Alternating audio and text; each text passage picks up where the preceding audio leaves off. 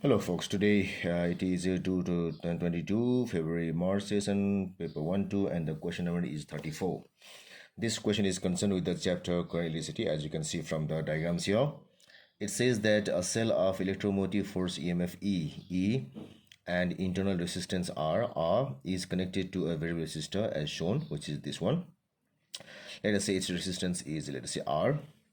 The resistance of the variable resistor is gradually increased from small r to 3r, which graph shows the variation of the potential difference PdV, V across the inner resistance with the PdV across the variable resistor. So we have to take care that small v is the PD across the internal resistance and the large V across the external resistance. So if I apply Kirchhoff's law throughout the whole circuit, what I will have is this E should be equal to small v plus large V. This E should be equal to small v plus large V. It's because small v is the PD here and large V is the PD here, and there are no other sources of PD. So it will give us the graph belongs to small v compared to large V. So I must have small v is equal to E minus V. This gives us small v is equal to minus 1 V plus E. So here V is the Y variable, large V is the X variable. So this equation resembles somewhat like this, M C. So it means it resembles the equation of a straight line which has got a negative slope, negative gradient, and a positive intercept. So let's see through the diagrams. Here this diagram and this diagram has got positive slopes, so they disqualify. So these two qualify.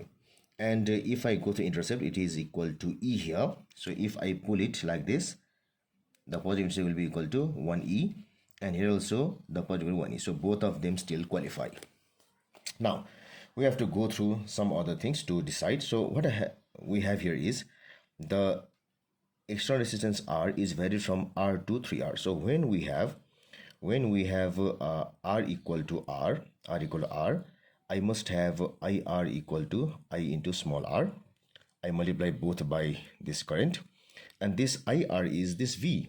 IR means this V. So if this is I and this is R, V is equal to I into R. Similarly, this V is equal to I into small r. So I must have V equal to small v. V equal to small v. Now if I use this condition over here, I must have V is equal to E minus V, or if I shift this V over here, it is V plus V equal to E, which gives me 2V equal to E, which gives me small v equal to 0.5 E. Small v equal to 0.5 E. So when R equal to R, we have V equal to 0.5 E. So I must have, so here also there is something at 0.5 E, 0.5 E, 0.5 E, and here 0.5 E, 0.5 E. So we are concerned with this thing. So 0.5 E here is present here, and 0.5 is present here. Now next is, if I vary R to this, so when R is equal to 3R, I must have IR is equal to 3IR, which means this V should be equal to 3V.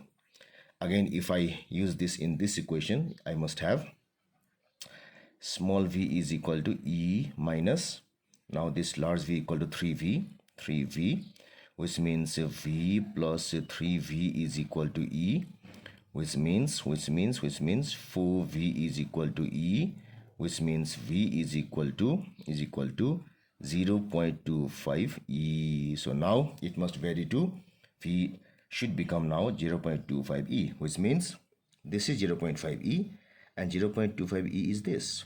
0.25 E is this. So here the value is 0.25 E, but here the value is not 0.25 E. It is 0.75.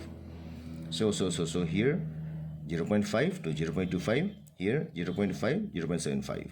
So the correct choice is this A only and not this C. So A is the correct choice.